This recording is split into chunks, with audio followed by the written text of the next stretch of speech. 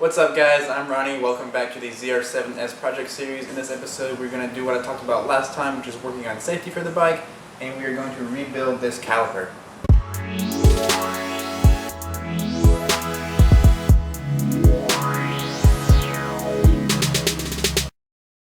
So on my bike, there's a cool feature on this rotor of being liquid cooled and lubricated, which is really great when you want to die. The problem is there's more than likely a bad square cut seal on one of the pistons, or possibly both. So it's causing fluid to leak out all over the rotor. So all this right here should be silver, but it's just covered in the black caked on brake fluid. I want to spray it with some brake cleaner so you can see the difference. It may not be hugely noticeable, but this is more silver, this is more black. Regardless of whether or not it is easily noticeable, there is a lot of brake fluid covering this rotor completely. So I'm going to rebuild this and show you guys how to do it. The first step is to take off the two mounting bolts. And once I did that, you can see it's just covered in sludge, so I gave it a good spray down to make working on it a little bit more bearable. Then I pull out the retaining clip for the pads so I can remove them, but I'm actually going to put one of the pads back in. I do this so I can pump the brake, causing the pistons to push out, but not push out too far so that one pops out before the other. That would cause a loss of pressure, preventing the other one from being pumped out too. But after pumping it with a pad in place, it still needed to go out a little bit further, so I slide in a thin sheet of plastic I had lying around and pump it just a little bit more. And now at this point I can just pull them out by hand. And I do temporarily mount the caliper back up just so I can get some leverage on the banjo bolt. This is the caliper completely removed. Oh yeah, you can see this, the top one's just a dust seal, but that one is bent up a lot. But the main issue is going to be the actual square cut seal, the lower one in there. So I'm going to take these out, completely clean this, and install the new ones.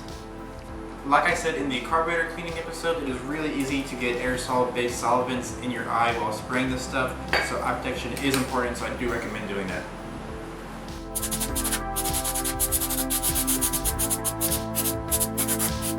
Alright, so now that the majority of the stuff is cleaned out, you want to go and take off the seals. And this is the one I pointed out earlier that was bent up.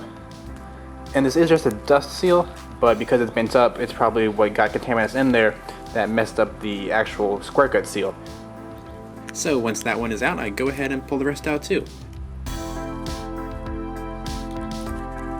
So on the inside of this lip right here, it's relatively clean, and on the inside of this one, it is extremely dirty. So this is probably the culprit. This is probably the piston that was leaking. So I'm gonna go and spray the brake cleaner again, clean all of this out, then I'll put the new seals in. Here I'm using a toothbrush to agitate the surface to help make cleaning a little easier. Using a wire brush would be too aggressive for this, and you could possibly scrape the wall of the cylinder, causing some sealing issues, so using something like a toothbrush or a soft nylon brush is probably the best option. Alright, the calipers have been thoroughly cleaned. There's still some stuff on the surface, but that doesn't really matter. As long as the inside is clean, that's perfectly okay. And it is, so now I'm going to show you how to install the seals. So here is the freshly cleaned caliper, and here are the contents of the rebuild kit. The only thing it doesn't include are the pistons, but since mine are only a little bit dirty, there's no pitting whatsoever, they're more than okay to use again. In the kit there are the two square cut main seals and the two dust seals, and up here we have the miscellaneous rubber pieces that aren't completely necessary to replace, but since you're already here you might as well go ahead and do it. Now I'm going to remove the slide bracket and take off the rubber seals as well as the cap for the bleeder screw, and then with some patience and some persuasion you can install the square cut seals and dust seals.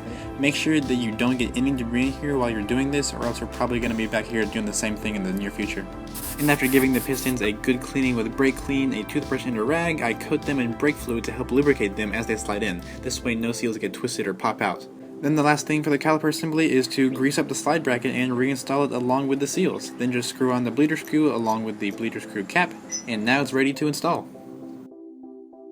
Just kidding, this hardware for noise reduction is really gross. I'm going to clean these up and then I'll reinstall everything.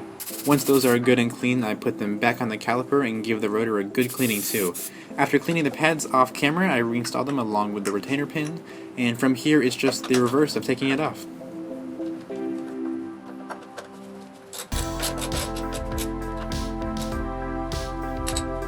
And then it's the very fun task of bleeding the system.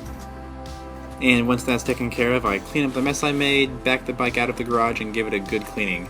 And here is the finished product.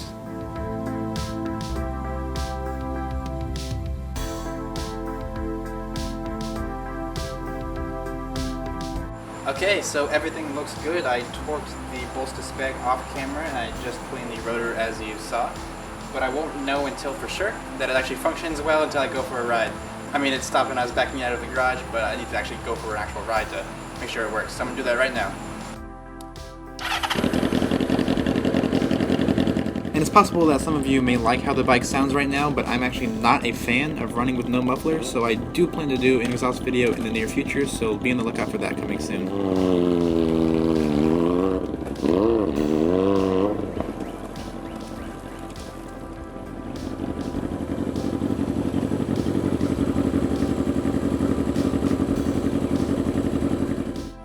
Alrighty, that's going to do it for this video. I'm really happy now that I have the brakes working, because the brake system is an important part of any vehicle, and now that it's perfectly safe to ride, I'm very happy with that. And like I said in the carburetor cleaning video, I believe the next video will be on replacing the chain, because it is overdue for a new one, so I'm going to go ahead and do that soon. So do look forward to that video coming out. And before I go, I also want to give a shout out to the subreddit fixxit. If you have any questions about any model bike, or not quite sure how to go about fixing something, you can ask a question there, and more than likely there's going to be someone with the knowledge of how to do it. So definitely go there, check it out. It's a really great community. So, until next time, see you guys later.